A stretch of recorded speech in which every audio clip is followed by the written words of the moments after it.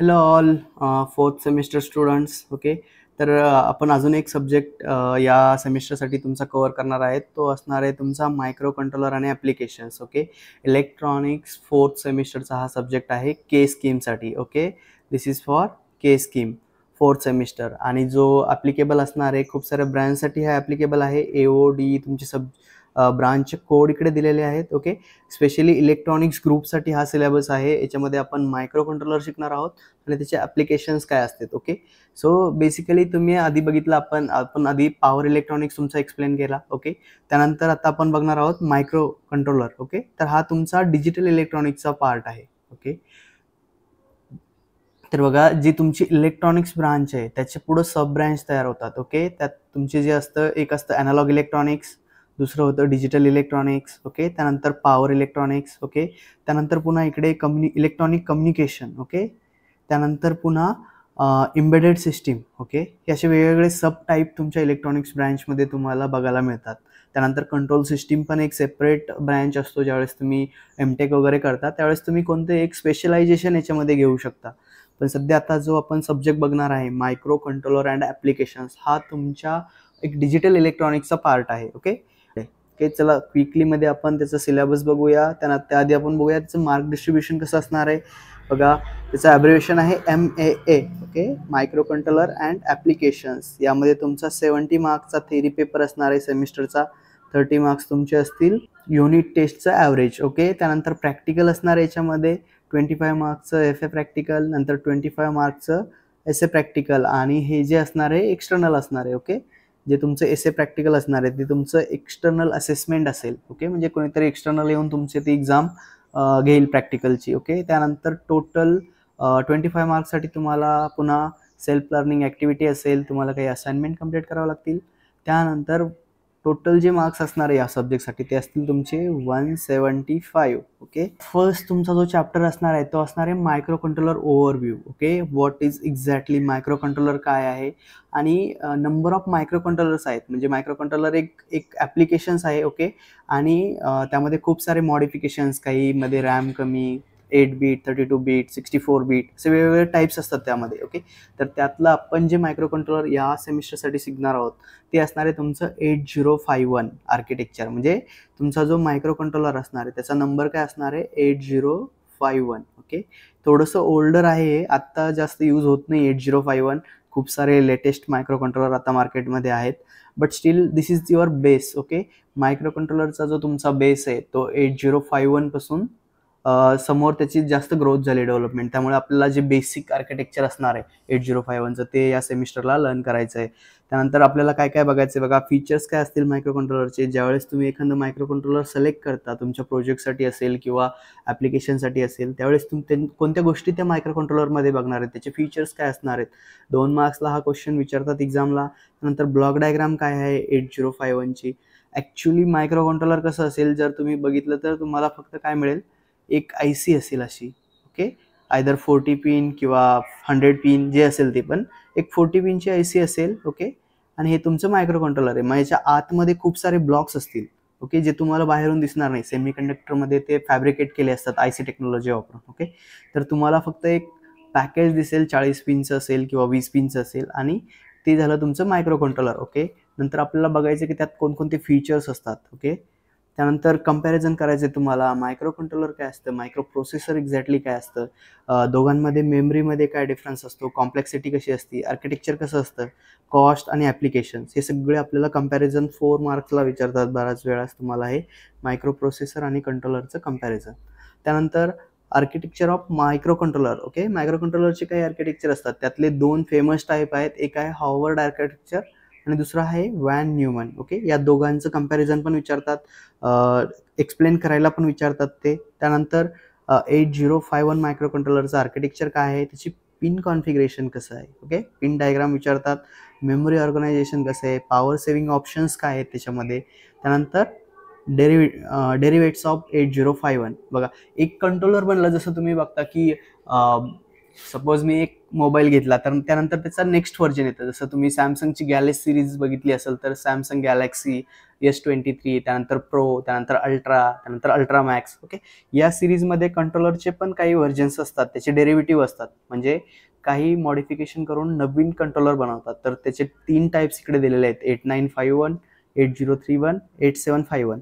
तर हे आपल्याला बघायचे आहेत. याचं कंपॅरिझन आपल्याला चेक करायचं आहे की तिघांमध्ये काय डिफरन्स आहे. ओके, हा झाला तुमचा फर्स्ट चॅप्टर, ज्यामध्ये तुम्ही मायक्रो कंट्रोलरचा ओव्हरव्ह्यू घेणार आहात. त्यानंतर सेकंड असणार आहे तुम्हाला इकडे प्रोग्रामिंग करायची आहे कंट्रोलरची. ओके, आपण एखाद्या कंट्रोलरला प्रोग्रामिंग कशी करतो. ओके, आणि इकडे जी तुमची प्रोग्रामिंग लँग्वेज असणार आहे ती असणार आहे ALP. ओके, इकडे कुठलेही तुम्हाला C किंवा कोणतीही ऑफिशियल जी लँग्वेज वापरतात, जावा वगैरे, अशी कोणती लँग्वेज नाहीये. तर इकडे आपण यूज करणार आहे ALP म्हणजे असेंब्ली लँग्वेज प्रोग्रामिंग. असेंब्ली लँग्वेजमध्ये तुम्हाला काही प्री डिफाईन सेट्स असतात, काही डायरेक्टिव्ह असतात, आणि तेच आपल्याला यूज करायचे.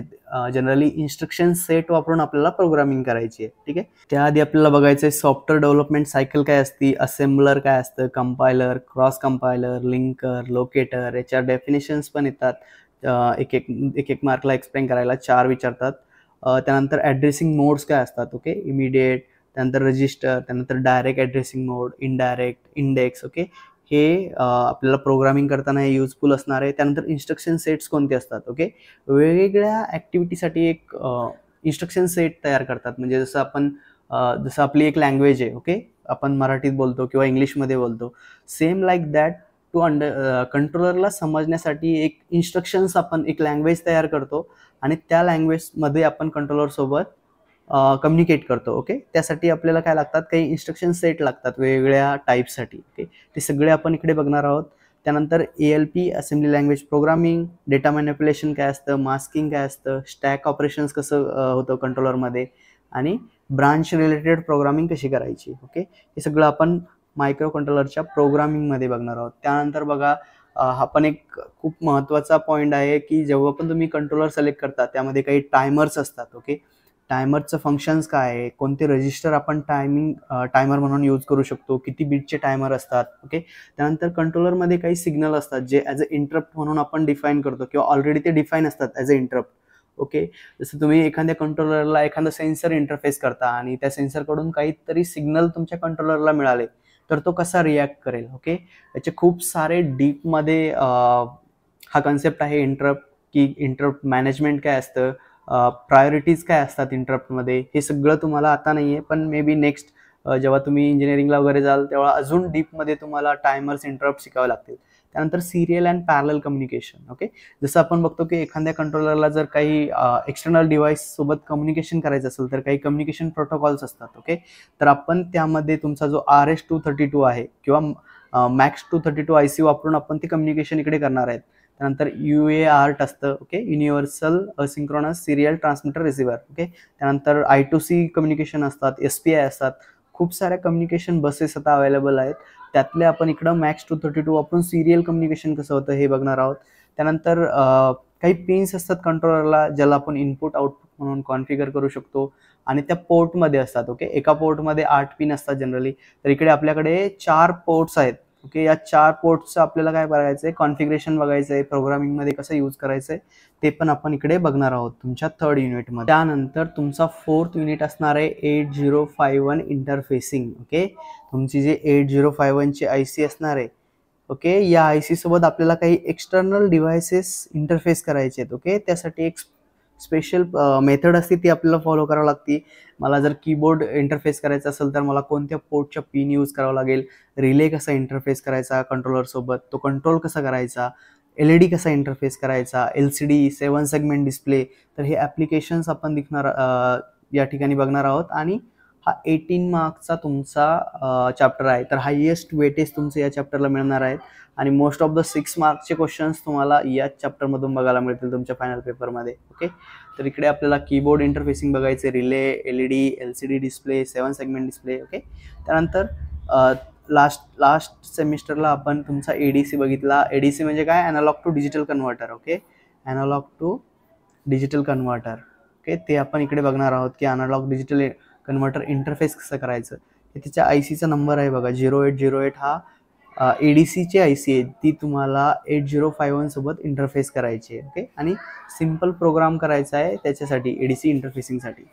मेमरी इंटरफेसिंग करायची आहे आणि त्याचं प्रोग्राम आणि डेटा मेमरी आपल्याला कंट्रोलर सोबत इंटरफेस करायची आहे. लास्ट युनिट तुमचा असणार आहे 8051 चे ॲप्लिकेशन्स काय आहेत. ओके, ॲक्च्युअलमध्ये आपण तो ॲप्लिकेशनमध्ये कुठे यूज करतो, आणि इथे पण it's similar to interfacing only. Okay, इकडं पण तुम्हाला इंटरफेसिंगच करायचं आहे, बट थोडेसे रिअल लाईफमधले एक्झाम्पल आपण घेणार आहोत इकडे इंडस्ट्रियल बेसिसचे. जसं की फर्स्टमध्ये तुम्ही बघा, स्क्वेअर आणि triangular waveform generation using DAC. Okay, digital to analog converter वापरून आपल्याला स्क्वेअर आणि ट्रँग्युलर वेवफॉर्म जनरेट करायची आहे. Okay, using 8051. त्यानंतर बघा, तुम्हाला 8051 आणि LM35 याची इंटरफेसिंग करून टेम्परेचर सेन्सर, म्हणजे तुम्हाला एक टेम्परेचर सेन्सरचं वॉटर लेवल कंट्रोलर डिझाईन करायचं युझिंग 8051. ओके, त्यानंतर स्टेपर मोटार जी तुमची असते DC स्टेपर मोटार, ओके, त्याची इंटरफेसिंग तुम्हाला करायची 8051 साठी. त्यानंतर त्याला क्लॉकवाईज रोटेट करायचं आहे आणि अँटी क्लॉकवाईज डायरेक्शनमध्ये रोटेट करायचं आहे, किंवा याच्यामध्ये रोटेटिंग अँगल देतात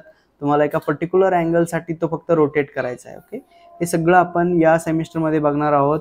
8051 हा तुमचा पूर्ण डिजिटल इलेक्ट्रॉनिक्सचा पार्ट असणार आहे. ओके, इकडे काही बुक्स आहेत, तुम्ही रेफर करू शकता, रेफरन्स बुक. ओके, मोस्टली जे फेमस आहे हे फर्स्ट नंबरचं जे बुक आहे, ओके, मॅझिदी म्हणून. ओके, तुम्ही तुमच्या लायब्ररीमध्ये पण तुम्हाला हे बुक मिळून जाईल. 8051 micro controller and embedded system using assembly and C. तर सध्या तुम्हाला फक्त असेंब्ली आहे, युझिंग C तुमच्या या सेमिस्टरच्या सिलेबसमध्ये तरी नाही आहे, तर तुम्ही हे बुक यूज करू शकता. ओके, बाकीचे पण आहेत, ते पण तुम्ही बघू शकता, बट मोस्टली जे कॉमन बुक जे यूज होतं, ओके, ते मॅझिदीचं बुक आहे. ओके, अजून काही अपडेटसाठी लवकरच तुम्हाला याचे युनिट वाईज लेक्चर पण आपल्या प्लेलिस्टमध्ये अपलोड करणार आहोत. ओके, तर तुम्हाला काय करायचं आहे, चॅनलला सबस्क्राईब करायचं आहे आणि तुमच्या फ्रेंड्ससोबत शेअर करायचं आहे, की सर्वांना हे इझी टू ॲक्सेस होईल.